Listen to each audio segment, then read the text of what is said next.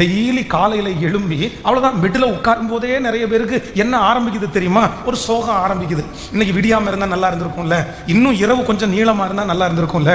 சிலருக்கு இப்படின்னா, சிலர் என்ன நினைக்கிறாங்க அப்படின்னு சொன்னா, ஐயோ இன்னைக்கு இரவு வராம இருந்தா நல்லா இருக்கும்ல. எதுக்கு இரவு வருது? நான் இரவு வந்தா நான் தூங்க போறதும் இல்ல. என்னுடைய வாழ்க்கை என்ன ஒரு கேள்விக்குறியா இருக்குது. எல்லாரும் சந்தோஷமா வாழ்றாங்க, நான் மட்டும் துக்கமா வாழ்றேனா? இப்படி காலையில எழும்பினதுல இருந்து இன்னைக்கு வேலைக்கு போகணுமா, இன்னைக்கு உழைச்சாதான் சாப்பாடா, அவ்வளவுதான், நம்ம ஃப்ரீயா எதுவுமே பண்ண முடியாதா, மேனேஜர் திட்டுவாரா, பணம் சம்பாதிக்கணும்னா இவ்வளவு கஷ்டமா, இப்படி தாட்டெல்லாம் வந்துட்டே இருக்குது. ஆனால் ஒன்று நினைத்துக் கொள்ளுங்கள், உலகத்திலே இருக்கிற ஒரு மனிதன் வேண்டும் என்றால் இந்த வார்த்தையை சொல்லலாம். எனக்கு இந்த உலக வாழ்க்கை கடினமா இருக்குது, இந்த உலக வாழ்க்கை எனக்கு நல்லாவே இல்லை. ஆனா ஆண்டவரோட இருக்கிற, ஆண்டவரை தெரிந்த பிள்ளைகள் கண்டிப்பாக நான் நம்புறேன், இந்த உலக வாழ்க்கைய எதுவுமே இல்லைனாலும் நம்மால் லகுவாய் வாழ முடியும். ஆமென் சொல்லுங்கள். பக்கத்தில் இருக்கிற கையை பிடிச்சு சொல்லுங்க, இந்த உலக வாழ்க்கையை நீங்க கடினமா வாழ வேண்டாம், நிச்சயமாய் நீங்கள் லகுவாய் வாழ முடியும். ஏன் அப்படின்னா ஆண்டவர் சொல்லி இருக்கிறார், இந்த உலகத்திலே உங்களுக்கு உபத்திரவம் உண்டு, ஆனாலும் திடன் கொள்ளுங்கள், நான் உலகத்தை ஜெயித்தேன் அப்படின்னு சொல்லி இருக்கிறார். அப்போ இந்த உலகத்தை லகுவாய் வாழ்ந்தார்களா, பரிசுத்தவான்கள் எல்லாம் வாழ்ந்தார்களா அப்படின்னு நேற்றைக்கு வேதத்தில் நான் தியானிக்கும் போது எனக்கு ரொம்ப ஆச்சரியமா இருந்துச்சு. அப்போஸ்தலனாகிய பவுல் சொல்கிறார், நான் ஒன்றும் இல்லாமையில் இருக்கும்போது எல்லாம் உடையவனாய் நான் இருக்கிறேன். எனக்கு சிறைச்சாலையில் இருக்கும்போது சந்தோஷமா இருக்கிறாரு, சாப்பாடு இல்லாமல் இருக்கும்போது சந்தோஷமா இருக்கிறாரு. அவர் ஒரு பெரிய லிஸ்ட்டை சொல்றாரு. நான் வந்து கப்பலில் அடிபட்டேன், நான் ராம் முழுக்க கடல்ல நான் இருந்தேன், இப்படி எல்லாம் எனக்கு போராட்டம் வந்துருச்சு. ஆனாலும் என்னை பலப்படுத்துகிற கிறிஸ்துவினாலே எல்லாவற்றையும் செய்ய எனக்கு பலன் உண்டு. கர்த்தருடைய பிள்ளைகளே, அவ்வளவு நெருக்கத்தின் மத்தியிலையும் அவ்வளவு பாடுகள் மத்தியிலையும் பரிசுத்தவான்கள் வந்து அவர்களுடைய வாழ்க்கையை வந்து கடினமாய் அல்ல, எப்படி வாழ்ந்திருக்கிறாங்க அப்படின்னு சொன்னா ரொம்ப லகுவாவே வாழ்ந்திருக்கிறாங்க. அவ்வளவுதான், கத்தியை கொண்டு கழுத்துல வைக்கிறாங்க, இயேசுவை மறுதலி, இல்லைன்னா நான் உங்க வெட்டிடுவேன், உன்னை கொன்றுவேன், நீ இப்படி பண்ணக்கூடாது. ஆனா அவ்வளவு பெரிய ஆபத்து வந்த போதிலும், அப்படியா, கிறிஸ்து எனக்கு ஜீவன், சாவு எனக்கு ஆதாயம், நீ எடுத்துக்கோ, அவ்வளவுதான், பரவாயில்ல, அவ்வளவுதானே, உயிர் தானே எடுப்பேன், அவ்வளவுதான், இங்க கண்ணை மூடுனா நான் அங்க போய் சேருவேன். அப்போ பசியில அவங்க வந்து லகுவா இருந்தார்கள், பிரச்சனையில அவங்க லகுவா இருந்தார்கள். இந்த உலகத்திலே இருந்த எல்லா சூழ்நிலையிலையும் நிறைய பரிசுத்தவான்கள் எப்படிதான் வாழ்ந்தாங்க அப்படின்னா லகுவாய் வாழ்ந்தார்கள். அப்போ நான் நம்புறேன், இன்றைக்கு இந்த சத்தத்தை கேட்கிற ஒவ்வொரு ஆண்டவருடைய பிள்ளைகளை லகுவாய் நடத்த போகிறார். என் தேவனுக்கு ஒரு பெரிய பேர் இருக்கிறது, அவர் கரவல் ஆடுகளை மெதுவாய் நடத்துகிற கர்த்தர். அவர் கரவல் ஆடுகளை மெதுவாய், நல்ல கரங்களை மேல தட்டி,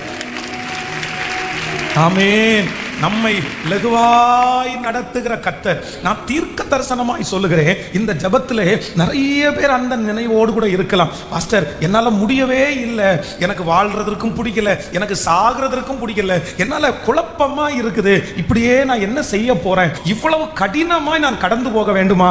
ஆனால் இன்று கர்த்தர் உங்க ஒவ்வொருத்தரையும் தனியா பார்த்து சொல்றாரு, இல்லை மகனே, உன்னை நான் லகுவாய் நடத்துவேன், நீ இவ்வளவு கடினமாய் கடந்து போக மாட்டாய், எந்த ஆபத்து வந்தாலும் நீ சந்தோஷமா இருக்க போகிறாய். நல்ல ஆமென் சொல்லுங்கள். சமாதானமாய் ஆண்டவர் நடத்த போகிறார். என்ன ஆண்டவர் நம்மை லகுவாய் நடத்துகிற கர்த்தர். அதைத்தான் வேதத்தில் வாசிக்கிறோம். மேகம் போன்ற இத்தனை திரளான சாட்சிகள் நம்மை எபிரேயர் 12ஆம் அதிகாரம் 1வது வசனத்தில், மேகம் போன்ற இத்தனை திரளான சாட்சிகள் நம்மை சூழ்ந்து கொண்டிருக்க, பாரமான யாவற்றையும், நம்மை சுற்றி நெருங்கி நிற்கிற பாவத்தையும் தள்ளிவிட்டு விசுவாசத்தை துவக்கிறவரும் முடிக்கிறவருமாயிருக்கிற இயேசுவை நோக்கி நமக்கு நியமித்திருக்கிற ஓட்டத்தில் பொறுமையோடு ஓட கடவோம்.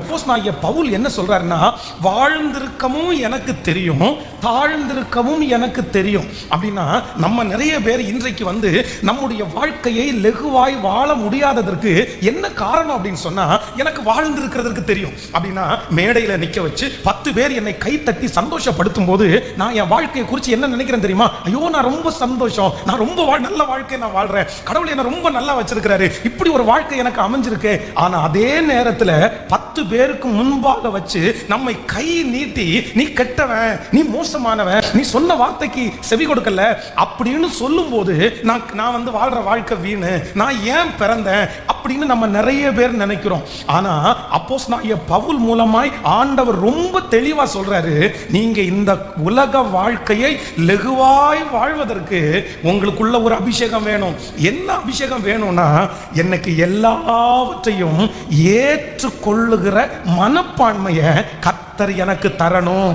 ஆமென் சொல்லுங்கள். கைகளை உயர்த்தி எல்லாரும் ஆண்டவரத்தில் சொல்லுங்க, ஆண்டவரே எனக்கு ஒண்ணு கொடுங்க ஆண்டவரே, இந்த உலகத்துல சந்தோஷமாய் வாழ.